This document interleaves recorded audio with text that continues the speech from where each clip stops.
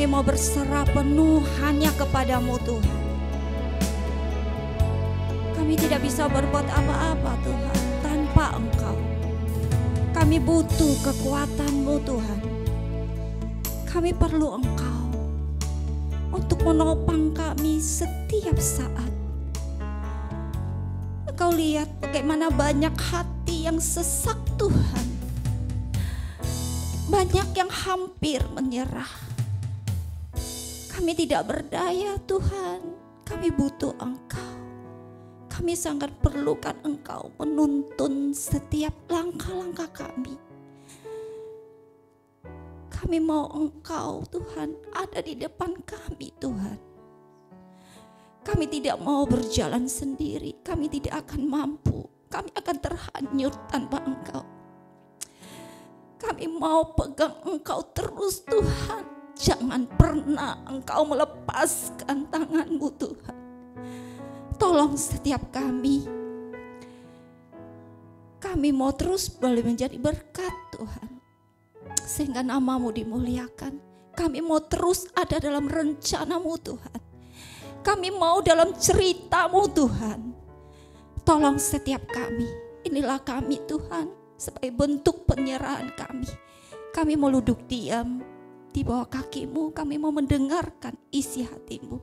Biar setiap kata kalimat Tuhan bukan berasal dari hamba-Mu, tapi benar-benar daripada-Mu. Setiap kebenaran firman-Mu itu boleh termatrai di dalam setiap hati kami. Sehingga kami Tuhan, anak-anak-Mu menjadi anak-anak yang bijak. Kami sadar Tuhan dengan keadaan dunia yang semakin menakutkan.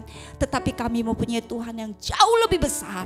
Kami sanggup menghadapi semuanya karena kami ada di dalam Engkau. Terima kasih Tuhan. Terima kasih. Berbicaralah Bapa bagi setiap kami, urapi setiap kami, kuduskan setiap kami di dalam nama Yesus. Haleluya. Amin. Silakan duduk Bapak Ibu yang saya kasih dalam Tuhan. Tadi saya masuk waktu penyembahan, Tuhan mengingatkan saya, hati saya begitu sesak. Tuhan menaruh di hati saya bahwa hati kita hari-hari ini begitu sesak. Begitu banyak tekanan. Tapi Bapak Ibu yang saya kasih di dalam Tuhan, firman malam hari ini mengingatkan kita biar kita sadar dan kita bisa menjadi orang yang bijak. Ya. Saya percaya setiap kita pasti mau di dalam rencana ya Tuhan. Amin. Bapak Ibu mau di dalam rencana Tuhan? Mana tangan-tangan yang mau dalam rencana ya Tuhan? Saya percaya setiap kita pasti mau di dalam ceritanya Tuhan. Ya, seberat apapun perjalanan ini, percayalah, kita ada dalam ceritanya Tuhan. Ya, apapun yang kita alami, Tuhan itu tidak pernah tutup mata. Tuhan sangat tahu setiap pergumulan kita, setiap air mata kita. Dia tahu setiap apa yang kita alami. Bahkan 2 detik ke depan apa yang kita alami, Tuhan sangat tahu. Maka itu kita sangat perlu firman Tuhan itu menjadi pelita bagi kaki kita dan terang bagi jalan kita. Berapa minggu yang lalu ya, saya ikut saudara saya sama teman-teman yang lain, mereka itu ambil itu keramak, tahu ya, kepiting kecil. Jadi di tambak itu gelap gulita. Dan Ko Anang sempat trauma, wah udah ampun dah, saya mendingan dia bilang mau bawa bininya ke Bali aja udah. Aduh, Bapak Ibu saya itu gak bawa senter, jadi mereka ada pengalaman tuh bawa senter, senternya itu pasang di atas kepala. Jadi terang kan jalannya, saya gak punya senter, jadi sama Ko Aling pegangan tangan, guys, jadi cukup romantis kita ya. Jadi gelap gulita, pegangan tangan, senternya itu dari handphone, jadi antara remang terang ya udah. Jadi mereka udah dapat setengah drum, setengah emberan, kita satu pun nggak dapat. Kita lihat kok nggak ada gitu loh. Tapi mereka kok sebentar ada gampang lagi. Kenapa kita nggak dapat? Saya sadari karena lampu saya itu kurang terang gitu loh. Ya, lampu senter dari HP saya itu kurang terang karena mereka kan pasangnya atas kepala, jadi lumayan agak jauh gitu loh. Sedangkan saya HP-nya masih begini. Begitu HP diliatin begini, dia lihat lampu sorot HP, udah masuk lubang, kabur dia. Jadi di situ mengingatkan saya, makanya kita sangat butuh firman Tuhan itu menjadi terang bagi kaki kita. Ya, dalam perjalanan hidup ini, firman Tuhan itu akan menuntun kita hari demi hari. Amin. Jadi firman Tuhan itu akan menuntun kita selangkah demi selangkah. Jadi firman Tuhan itu tidak menuntun kita jauh di depan sana, enggak. Seperti senter juga demikian. Kita bisa melihat beberapa langkah ke depan. Kita enggak bisa lihat sampai ke sono, bisa lihat tapi samar-samar gitu loh. Makanya kita sangat butuh firman Tuhan itu menuntun saya dan Bapak Ibu selangkah demi selangkah. Supaya kenapa? Hidup kita itu bisa ketergantungan kepada Allah. Ya. Jadi setiap cerita kita hari demi hari, Tuhan ada dalam rencana dalam kehidupan kita. Kita mau lihat ya, di dalam 2 Timotius 3 firman Tuhan, kita lihat 2 Timotius 3 ayat 1-4. Kita akan melihat dia perikop dengan firman ini, dia katakan keadaan manusia pada akhir zaman.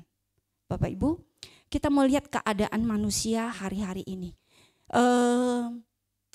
Ada seorang ibu ya, sering datang ke rumah saya. Saya nggak tahu dia ke rumah, dia bilang dia belum makan. Belum makan, saya ambilin nasi mau makan, dia nggak mau. Dia maunya duit. Saya pertama kasih duit. Terus datang lagi, dia bilang belum makan. Saya kasih makan, dia nggak mau. Lagi-lagi mau duit. Akhirnya salah satu tukang lipat saya dia bilang, dia itu bukan mau minta makan, dia itu mau duit, Ci. Karena dia ambil duit, menantunya itu nggak kerja. Jadi dia ambil duit, mintain duit ke orang-orang, nanti diambil sama menantunya. Kalau menantunya nggak dapat duit, dia dicaci maki, dipukul malah mertuanya ini katanya. Masa sih sampai segitunya? Iya katanya. Kalau enggak, kalau dia beli makan, dapat makan, dia bawa pulang, menantunya yang makan. Di situ saya bilang, Ibu, saya sih nggak mau kasih Ibu duit loh, saya mau kasihnya nasi, makan di sini, jangan dibawa pulang, saya bilang. Dia bilang enggak. Terakhir dia datang, dia bilang ke saya sakit katanya, kepala saya sakit, darah saya tinggi. Ya udah saya kasih obat darah tinggi lah dia. Karena saya nggak mau kasih dia duit, jadi saya bungkusin dia nasi. Saya terserahlah dia siapa yang mau makan. Terakhir kemarin saya dapat cerita, yang ibu itu berapa bulan yang lalu itu udah meninggal loh, Ci, katanya. Udah meninggal? Iya. Jadi saya renungin dia, begitu kasihan hidupnya dia. Jadi bagaimana dia itu menantunya yang kurang ajar ini memakai hidupnya itu untuk meminta-minta. Kita lihat ya keadaan manusia sekarang sangat-sangat mengerikan, Bapak Ibu. Kita lihat ya di pasal yang di ayat yang pertama firman Tuhan katakan, ayo kita baca sama-sama yuk. 2, 3. Ketahuilah bahwa pada hari-hari terakhir akan datang masa yang sukar. Manusia akan mencintai dirinya sendiri dan menjadi hamba uang. Mereka akan membual dan menyombongkan diri. Mereka akan menjadi pemfitnah. Mereka akan memberontak terhadap orang tua dan tidak tahu berterima kasih. Tidak mempedulikan agama. Tidak tahu mengasihi. Tidak mau berdamai. Suka menjelekkan orang. Tidak dapat mengekang diri. Garang. Tidak suka yang baik, suka mengkhianat, tidak berpikir panjang, belagak tahu, lebih menuruti hawa nafsu daripada menuruti Allah. Ayat 9 katakan yang B, kebodohan mereka pun akan nyata bagi semua orang. Bapak Ibu, firman Tuhan malam hari ini mengingatkan kita ya, bahwa dikatakan bahwa manusia itu akan menjadi bodoh. Ya, manusia akan menjadi bodoh. Kenapa dikatakan manusia itu menjadi bodoh? Padahal kita lihat ya, manusia-manusia sekarang yang lahir sekarang, generasi Z yang sekarang, hebat-hebat ya, otaknya cerdas-cerdas ya. Kenapa dikatakan menjadi manusia yang bodoh? Ya, kenapa dikatakan manusia yang ego? Karena manusianya itu sekarang kita lihat ya, dia nggak butuh orang lain. Dia nggak senang bersosialisasi, senangnya sendiri. Kalau dulu waktu kita masih kecil ya, senang ya. Ya, pulang sekolah udah ke rumah teman, ajak teman, ya main petak umpet lah sana sini lah. Kita senang. Ya, kita membangun relasi, membangun sosialisasi, membangun kepercayaan. Ketika kita main petak umpet, otomatis kita membangun kepercayaan. Ketika kita ngumpet, kita percaya kita akan dicari, betul? Tapi orang sekarang nggak butuh, dia nggak butuh orang lain. Bahkan orang tuanya pun dia kayaknya nggak butuh. Dia butuhnya apa? Handphone. Itu yang dia butuh. Sangat mengerikan, ya. Karena keegoisan manusia semakin meningkat. Dan firman Tuhan katakan bahwa mereka itu tidak tahu berterima kasih. Mereka itu kurang ajar. Belum di ngomong aja, baru nyinggung dikit aja. Udah kebakaran jenggot, Bapak Ibu. Ya, dikatakan mereka itu orang-orang yang bodoh, firman Tuhan katakan.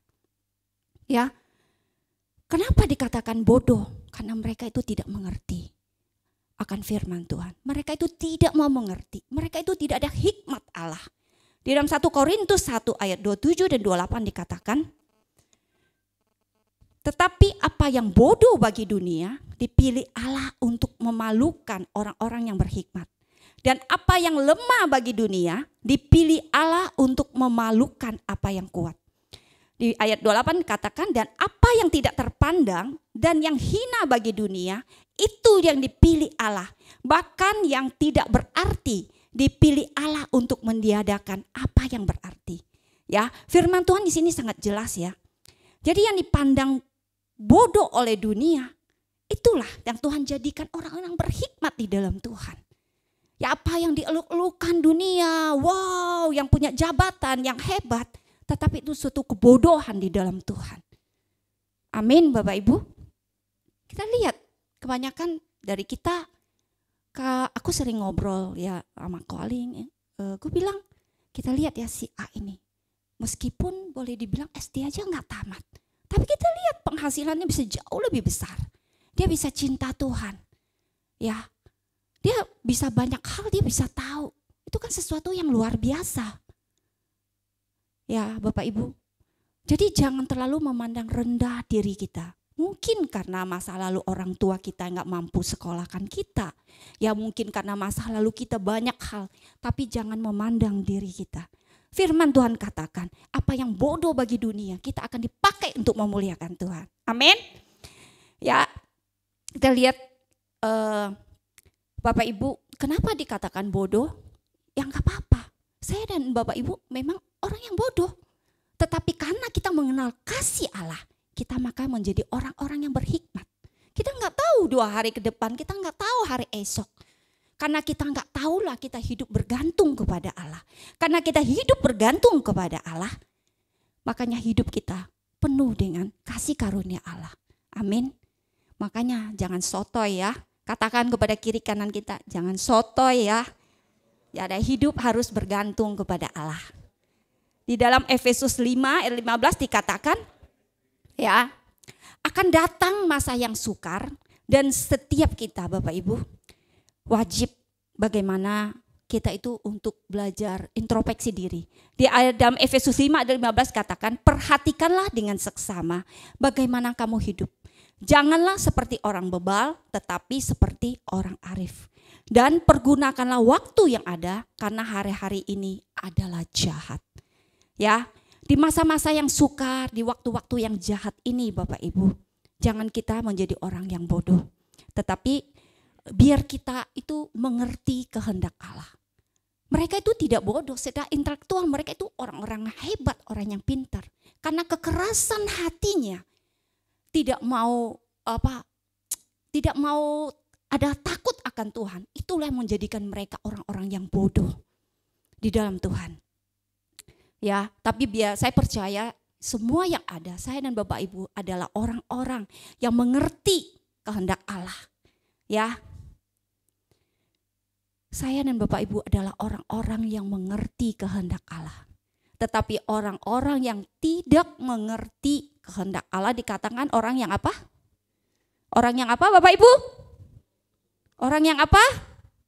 Halo? Orang yang tidak mau mengerti kehendak Allah dikatakan orang yang yang bodoh. Bapak Ibu yang katakan ya. Jadi maka itu kita mau belajar untuk mengerti kehendak Allah. Supaya kita dipenuhi oleh hikmat Allah. Jadi kita mau lihat bagaimana kita bisa menjadi orang-orang yang berhikmat, ya, orang-orang yang arif, dan kita bisa menjadi orang yang bijaksana. Yang pertama, kita harus mengerti kehendak Allah. Ya, bagaimana kita bisa mengerti kehendak Allah? Di dalam Mazmur 111 ayat 10a dikatakan, permulaan hikmat ialah takut akan Allah. Permulaan hikmat takut akan Allah. Ya. Jadi bagaimana saya bisa mengerti kehendak Allah di dalam kehidupan saya? Jadi kita butuh bagaimana firman Tuhan menuntun kehidupan kita. Dan kita itu akan semakin memahami dan semakin mengerti sekalipun keadaan itu belum terjadi. Bapak Ibu, banyak hal ya, ketika kita mau mendekatkan diri dengan Tuhan, mau bangun hubungan dengan Tuhan, kita itu akan semakin mengerti apa yang Tuhan mau sih dalam kehidupan kita. Dulu kami berjemaat di satu gereja yang besar ya, jadi kami cukup lama di sana. Saya kurang lebih sekitar 15 tahun ada loh saya di sana. Saya cukup lama di sana karena kami adalah orang-orang yang tipenya setia. Bahkan saya ketemu jodoh pun di situ. Puji Tuhan ya. Tapi saya boleh melihat perjalanan kehidupan kami ketika kami semakin bergereja, saya merasakan oh ini semakin gak beres gitu loh. Karena saya lihat hamba Tuhannya karena dijadwalkan dengan khotbahnya dari ujung ke ujung, dia harus mengejar waktu. Ada kalanya saya melihat hamba Tuhannya, saya merasa kasihan juga ya, karena dijadwalkan khotbahnya dari ujung ke ujung, dia harus ngubur waktu. Bahkan kadang dia harus turun dari mobil, dia naik Gojek untuk mengubur waktu. Jadi kita udah nunggu lama, dia datang khotbah cuman 10 menit gitulah. Kadang 5 menitan 10 menit ya udahan gitu loh. Karena dia mengubur waktu. Terus dengan berjalannya waktu saya merasa wah ini udah makin gak beres seperti ini. Terus saya merasa lah kok saya kayaknya gak ngapa-ngapain dalam gereja. Padahal saya situ cukup setia. Mereka ada pendalaman Alkitab tiap hari Sabtu dan kami tetap setia mengikuti. Dan setiap hari Rabu itu mereka ada doa dan kami juga setia mengikuti. Dengan semakin berjalannya waktu di situ membuat Tuhan semakin bukakan saya semakin tidak menyadari. Kenapa? Menyadari saya merasa orang tua juga ikut saya. Orang tua saya tidak mengerti bahasa, nanti orang tua saya suatu hari dipanggil, dia cuma tahu ke gereja, tapi dia tidak tahu mengerti sesungguhnya Tuhan itu siapa. Wah, wah ini gak beres nih. Saya situ mulai doa, saya ngomong sama suami saya, calling. Saya bilang, wah kita sih kayaknya gak bisa harus bertahan dalam gereja ini. Saya minta dia tolong carikan kita gereja supaya orang tua kita juga bisa bertumbuh. Dan singkat cerita bagaimana Tuhan pertemukan saya di gereja satu lagi. Dibilangnya situ ada bahasa Kek. Saya datangin situ dibilang bahasa Keknya udah gak ada. Adanya nanti tahun depan. Tadinya ada karena sedikit peminat, akhirnya tahun depan baru diadain lagi. Saya udah menunggu lah tuh 1 tahun, 2 tahun. Lah kok gak ada? Tiap kali saya tanya, iya nanti ada, nanti. Sampai udah Natal, ketemu Natal lagi udah gak ada. Terakhirlah saya dibawa ke sini. Waktu saya dibawa ke sini itu sesungguhnya saya masih ibadah di sana. Saya cuma mengantar orang tua saya. Saya hanya mengantar orang tua saya ke sini, saya jemput karena waktunya sering bentrok. Akhirnya di sini saya diajaklah untuk komsel, ya. Akhirnya saya menetap di gereja sini. Saya percaya setiap kita Tuhan punya rencana di dalam setiap kehidupan kita. Amin. Ya, bagaimana saya bertumbuh di tempat ini. Bapak Ibu, saya percaya setiap kita Tuhan punya rencana yang sesungguhnya kalau kita mau peka, Tuhan itu akan taruh di dalam setiap hati kita. Sebelum saya jadi terjemah, saya sempat belajar sama Cik Elin sekali apa 2 kali. Tapi tiap kali itu saya belajar catat. Saya tidak pun pernah kepikiran saya itu akan menjadi penterjemah. Enggak pernah sedikit pun. Tapi Tuhan pernah kasih saya mimpi yang mana saya menerjemahkan. Tapi itu pun saya merahasiakan. Saya tidak pernah cerita ke siapapun. Termasuk suami saya nggak pernah menceritakan. Dan saya pernah dikasih mimpi juga. Saya itu sharing, saya lagi berdiri di atas gitu loh, saya sharing gitu loh, sharing bawa firman Tuhan. Tapi itu pun saya tidak pernah ceritakan ke siapapun. Saya hanya simpan di dalam hati. Saya percaya setiap kita ada dalam ceritanya Tuhan. Dan Tuhan itu punya rencana di dalam setiap kehidupan kita. Bapak Ibu, waktunya sudah tidak panjang. Setiap kita, mari untuk kita belajar merespon dengan baik. Ketika Tuhan memanggil kita, kesempatan itu datang. Dan ketika kita menolak, kesempatan itu akan pergi. Tuhan bisa pakai siapapun. Yang penting hati kita mau. Tuhan tidak cari orang yang hebat, Tuhan tidak cari orang yang pintar. Tuhan hanya mencari hati yang mau. Amin. Saya percaya setiap kita di sini adalah orang-orang yang mau dipakai oleh Tuhan. Amin ya. Kita lihat selanjutnya. Jadi setiap dalam kehidupan kita ya, Bapak Ibu, kita mau belajar mencari tahu. Tuhan maunya apa sih dalam kehidupan kita? Ya, kalau kita udah tahu, jangan berpura-pura tidak tahu. Ya. Jangan berpura-pura tidak tahu. Padahal kita sendiri sadar loh, Tuhan memanggil saya untuk menggembalakan. Tapi satu sisi kita itu maunya berontak. Jadi kalau kita berontak, kita akan kehilangan berkat. Saya katakan, kita akan kehilangan berkat. Tuhan kita itu Tuhan yang tidak pernah berhutang. Bapak Ibu, Tuhan kita itu Tuhan yang tidak pernah berhutang. Saya sekalipun sangat sibuk ya. Saya pagi-pagi ya, saya bangun lebih pagi, siapin bekal untuk saya bersama suami. Dia bekal, saya bekal, kita berangkat. Di rumah saya kerja itu enggak ada orang. Hanya pegawai saya aja. Enggak ada istilahnya orang di dalam rumah, tuan rumah itu enggak ada sama sekali. Rumah kita tinggalkan hanya dengan pegawai-pegawai aja. Tapi saya situ boleh melihat bagaimana Tuhan berkarya. Tuhan bisa tempatkan kirim seorang nenek-nenek yang tua, dia itu enggak bisa naik tangga, dia naik tangga itu dia pusing. Ya udah. Dia itu ada di depan rumah saya, depan teras pintu. Dia di situ. Jadi mereka turunin buang, saya di rumah itu ada konveksi. Jadi dia turunin barang untuk dia buang benang. Jadi kalau ada yang datang ngantar paket, ada yang ketuk pintu segala macam, dia bisa ladenin. Kita lihat ya, Tuhan itu hebat. Saya pulang dari toko, saya itu kadang nggak ada di rumah, kadang saya pergi besuk, kadang bisa sore saya baru pulang. Tapi saya melihat di rumah saya itu depan jalan raya. Kalau karyawan saya Tuhan kirim orang-orang gak beres, barang saya bisa hilang semua. Sampai hari ini saya tidak pernah kehilangan barang sedikit pun. Bagaimana karya Tuhan dalam kehidupan saya. Bapak Ibu, luar biasa. Saya melihat Tuhan itu hebat.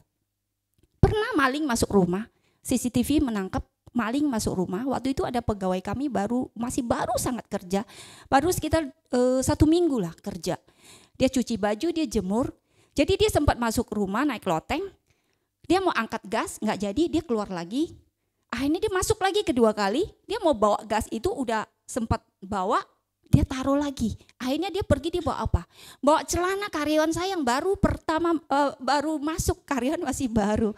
Aduh celana saya hilang, baru datang. Bapak Ibu tahu ya, orang kalau datang dari kampung dia bawa bajunya nggak banyak. Paling 1 setel atau 2 setel, kehilangan lagi. Belum gajian. Kita mau lihat betapa hebatnya Tuhan kita. 2 hari yang lalu, pegawai saya ambil kerjaan. Kalau pernah ke rumah saya mereka tahu ya. Jadi karena Roxy-nya macet, jadi dia ada di seberang jalan. Jadi kerjaan yang dibawa itu taruh seberang jalan. Karena Uber waktu, akhirnya dia balik lagi ngambil. Dia bawa ada 2 ikat atau 3 ikat. Jadi 2 ikat udah dibawa, 1 ikat itu ditinggal di sono. Sampai berapa jam di sono, nggak ada yang tahu.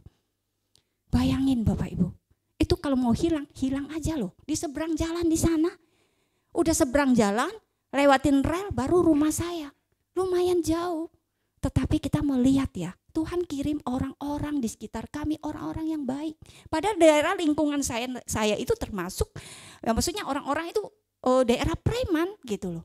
Tapi orang ini bisa datangin saya, Ciami katanya. Saya bilang kenapa? Itu 1 ikat kerjaan di sono, kenapa ditinggal? Hah? Ditinggal? Saya bilang iya.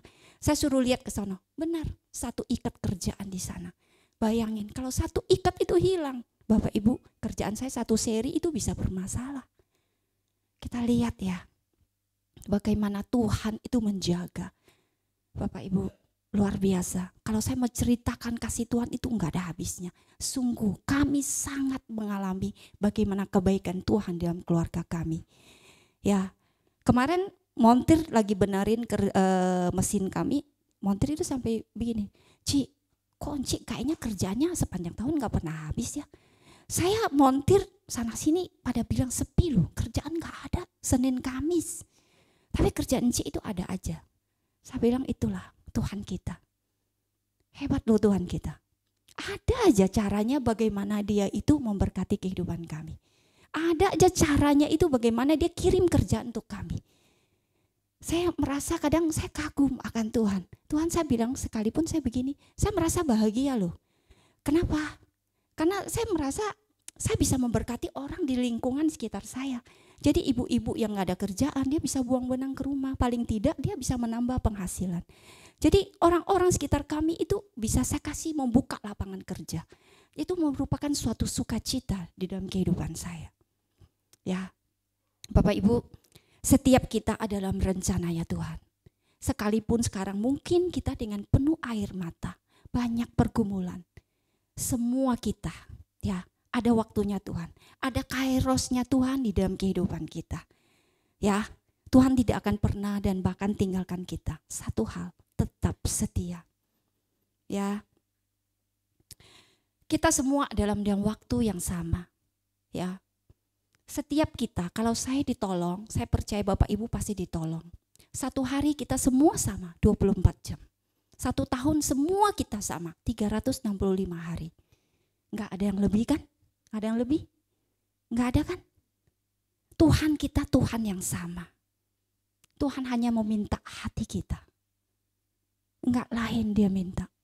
Mau enggak kita segenap hati sungguh-sungguh, mau benar-benar berserah. Percaya sepenuhnya hanya kepada dia. Ya, saya percaya kalau kita ya mau setia, kita mau taat, ya, Tuhan itu akan membawa setiap kita dari kesempatan kepada kesempatan. Tuhan akan membawa kita dari kemenangan kepada kemenangan, dari kemuliaan kepada kemuliaan, sesuai dengan kairosnya Tuhan. Amin. Sebab itu Bapak Ibu jangan pernah menunda ketika engkau dipanggil Tuhan. Ya, apapun yang Tuhan percayakan, mungkin itu hal-hal kecil, lakukanlah dengan setia. Ya, kalau kita tidak mau dengar-dengaran akan Tuhan, akibatnya itu fatal Bapak Ibu. Saya punya cerita karyawan saya tahu, saya udah sering katakan, tiap kali memulai seri baru kerjaan, lihat dulu surat jalan. Itu serinya apa? Karena kita di Hantek itu kita tempelin seri, tempelin kode ya. Saya bilang jangan cari gampang. Karena ketika kita memulai, kita harus waspada. Pastikan dulu sudah benar, baru berlanjut. Ini udah terulang 2 kali apa 3 kali. Saya bilang kalau terulang lagi siapa yang melakukan kesalahan, udah biar aja dia sendiri yang rapiin. Saya bilang, biarin aja dia sendiri rapiin. Mau sebulan, mau setahun, biarin.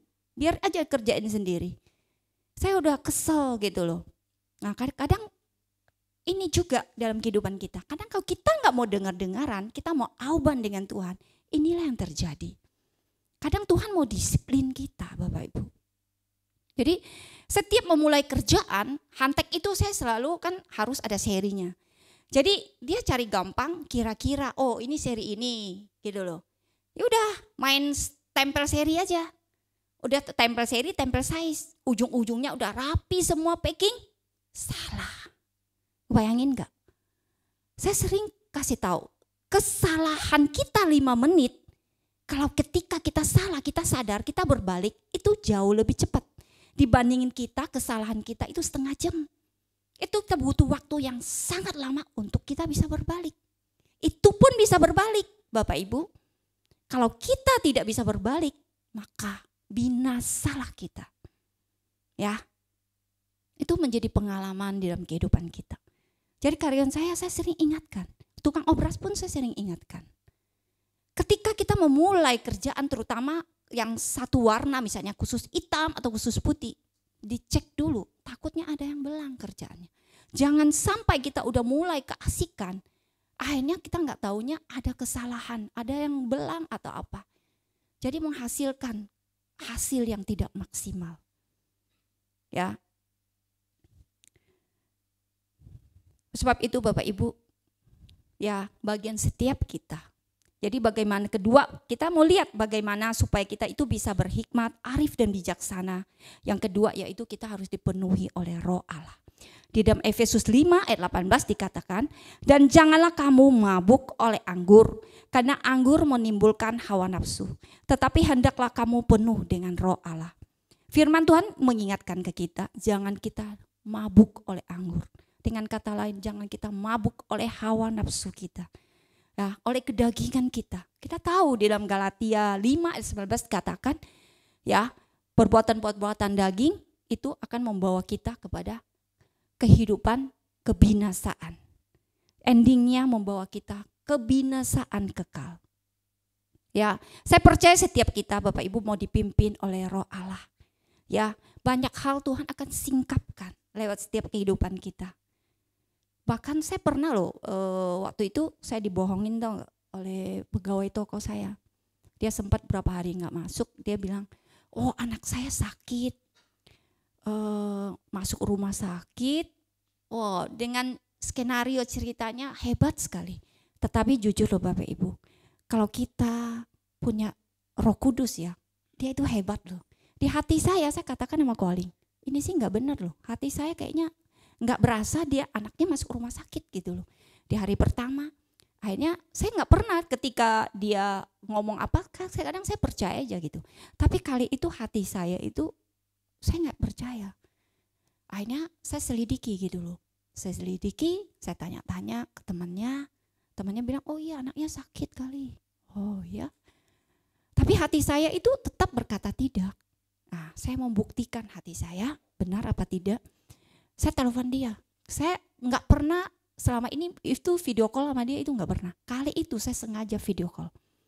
Dia itu nggak berani ngangkat telepon saya. Dia karena nggak berani saya semakin video call. Wow, terus menerus. Dia nggak ngangkat saya semakin jadi. Akhirnya saya WA dia. Saya bilang kamu tahu hati saya Tuhan saya katakan kamu itu membohongin saya. Hati saya sangat jelas saya bilang. Kenapa kamu melakukan ini? Dia bilang enggak C, bener C. Tadi itu saya nggak angkat karena saya lagi di jalan ya. Saya akhirnya sampai ke rumah. Perjalanan ini saya nggak ada di rumah, yang jaga itu papanya gantian. Oh ya, ya udah. Kamu jam berapa mau ke rumah sakit? Nanti aku mau video call, aku mau doain anak kamu, saya bilang. Dia bilang saya belum tahu C, mungkin besok. Saya tunggu kamu besok, saya bilang. Akhirnya nggak sampai besok, malamnya itu dia terpaksa terbuka. Dia bilang, dia minta maaf, iya saya berbohong sama Cece. Makanya waktu dia mau masuk kerja itu saya bilang, kamu tolong jangan pernah bohongin saya punya Tuhan. Ya banyak hal Tuhan itu bisa singkapkan untuk saya. Kalau kamu gak mau kerja, ngomong baik-baik, gak apa-apa. Saya juga gak mau memperkerjakan orang yang suka bohong, saya bilang.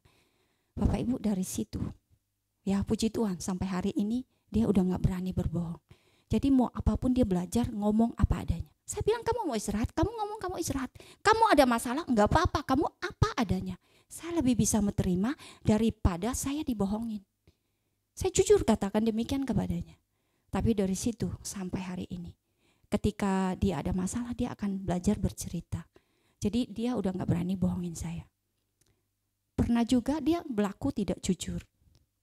Orang belanja, kadang orang belanja cuma setengah lusin begitu, dia bisa nggak masuk nota. Tapi ketangkap sama saya. Tapi disitulah saya melihat Tuhan berkarya.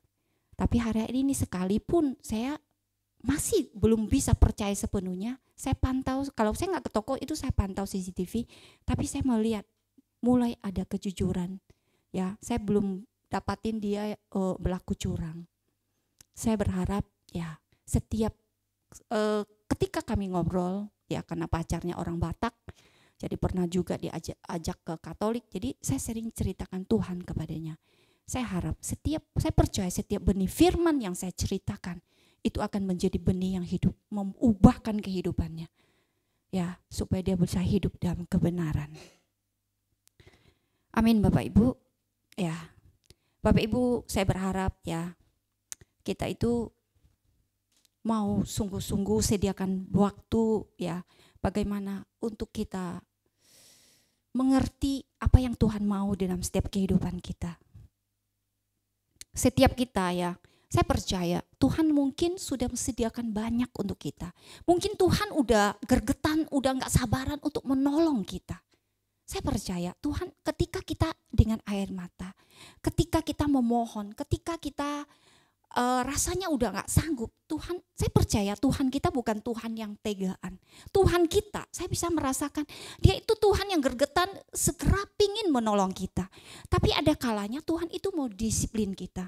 Ada kalanya Tuhan itu mau membuat kita itu menang dulu. Tuhan mau kita itu bisa lewati semua itu dan kita menang. Itu yang Tuhan inginkan. Sesungguhnya Tuhan menolong kita itu sangat-sangat gampang. Tinggal membalikkan telapak tangan sesungguhnya. Tapi pertobatan itulah yang Allah inginkan di dalam setiap kehidupan kita. Kalau kita tidak bertobat, ujung-ujungnya kita binasa. Tuhan tidak menginginkan demikian. Yang Tuhan inginkan adalah bagaimana kita, jiwa kita benar-benar diselamatkan. Itulah yang Tuhan mau.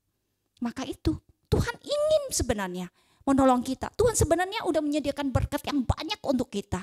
Tuhan udah siapin semuanya untuk kita. Tetapi kadang Tuhan terpaksa harus tahan dulu.